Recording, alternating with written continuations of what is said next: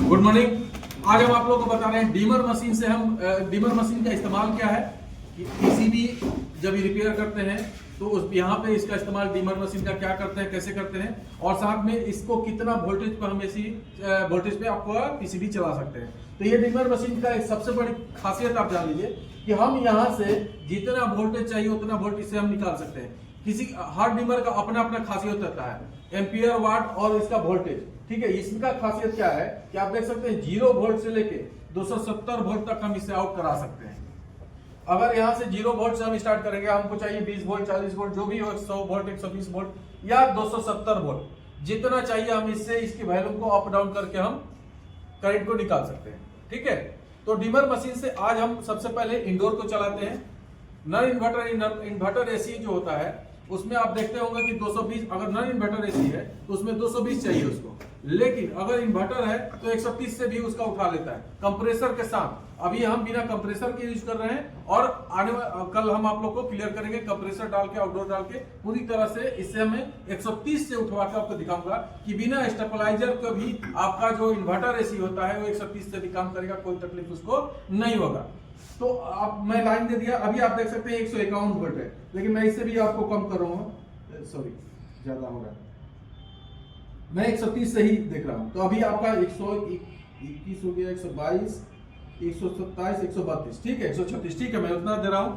अभी आप इसको एसी को चालू कीजिए। ये देख सकते हैं डिस्प्ले पीसीबी है, इसमें स्विच लगा हुआ है, ये आपका इंडोर का पीसीबी है और ये उसका ब्लोअर मोटर है। तो अभी मैं ऑन किया, अभी देख सकते हैं कि आपका ये जो ब्लोअर मोटर है वो ओके हो गया और ये चलने भी लगा। मतलब कि हमारा ये जो एसी का इंडोर पीसीबी है ये 24 डिग्री सेल्सियस पे हमारा सेंस कर लिया और चलाने के लिए तैयार हो गया।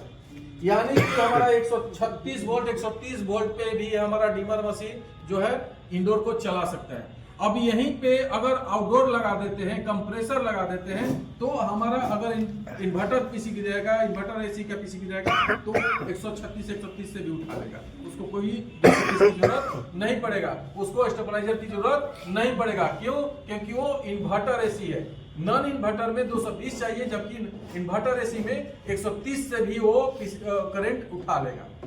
ठीक है, तो आप डीमर मशीन का काम समझ गए कि हमको 0 वोल्ट से लेके 270 वोल्ट, इससे हाई भी वोल्ट पे आता है। आप इसे कम बेसी कर सकते हैं, आप इसको देखिए बढ़ा भी सकते हैं, 140, 36, 56, कहीं भी दिक्कत नहीं होगा। आप 200 तक दे दीजिए, 220 दे दीजिए, 230 दे दीजिए, कोई दिक्कत नहीं होगा इसको।